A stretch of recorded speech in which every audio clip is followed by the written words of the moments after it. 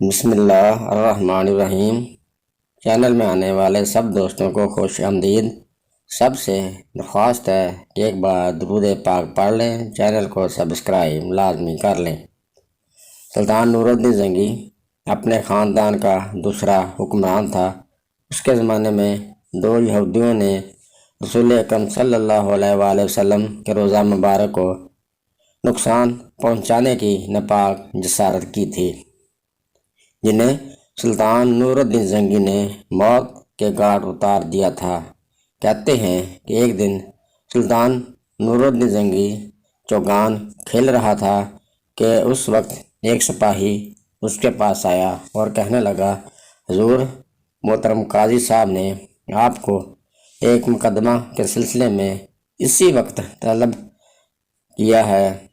سلطان یہ سن کر کھیل چھوڑ کر فوراً اس سپاہی کے ساتھ قاضی کی عدالت میں جا پہنچا تو قاضی صاحب نے ایک شخص کی طرف اشارہ کر کے کہا کہ اس شخص نے آپ کے خلاف ایک مقدمہ دائر کیا ہے۔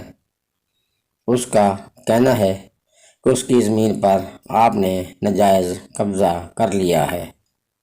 آپ کا اس سلسلے میں کیا جواب ہے؟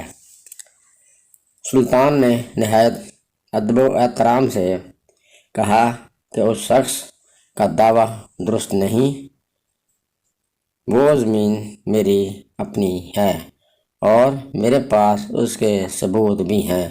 قاضی صاحب نے کہا کہ آپ وہ تحریری ثبوت اگلی تاریخ کو پیش کر دیں۔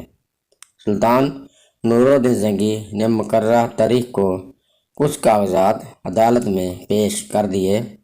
ان کاغذات کی بنیاد پر فیصلہ ہوا کہ زمین سلطان کی ملکیت ہے۔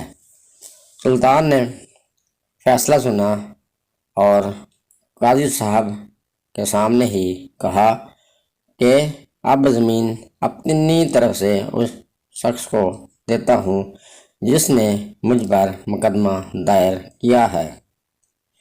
کسی نے کہا، حضور محترم، جب آپ نے یہ زمین اس شخص کو دینی تھی تو مقدمہ لڑنے کی کیا ضرورت تھی؟ وہ پہلے ہی اس شخص کو دے دی ہوتی۔ سلطان نے جواب دیا کہ اگر میں عدالت کے فیصلے سے پہلے ہی زمین اس شخص کو دے دیتا تو لوگ کہتے کہ میں نے واقعہ اس زمین پر ناجائز قبضہ کر رکھا تھا اور عدالت کے ڈر سے میں نے قبضہ چھوڑ دیا ہے۔ اب جب کہ عدالت نے میرے حق میں فیصلہ سنا دیا ہے اور سب لوگوں کو معلوم ہو گیا ہے کہ یہ زمین میری ہے، تو میں نے اپنی طرف سے زمین اس شخص کو دے دی تاکہ اس کے اوپر کوئی برا اثر نہ پڑے۔ قاضی صاحب اور عدالت میں جتنے بھی لوگ تھے سلطان کے عدل کو دیکھ کر حیران ہو گئے۔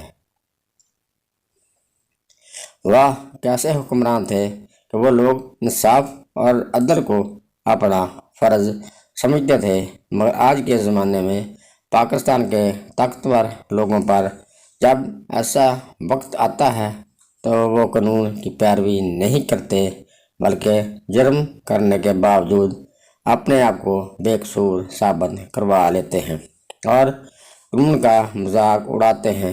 کاش ایسے حکمران ہمارے ملک میں آ جائیں جو سلطان نور الدین زنگی کی طرح عدل و انصاف کو مقدم سمجھیں۔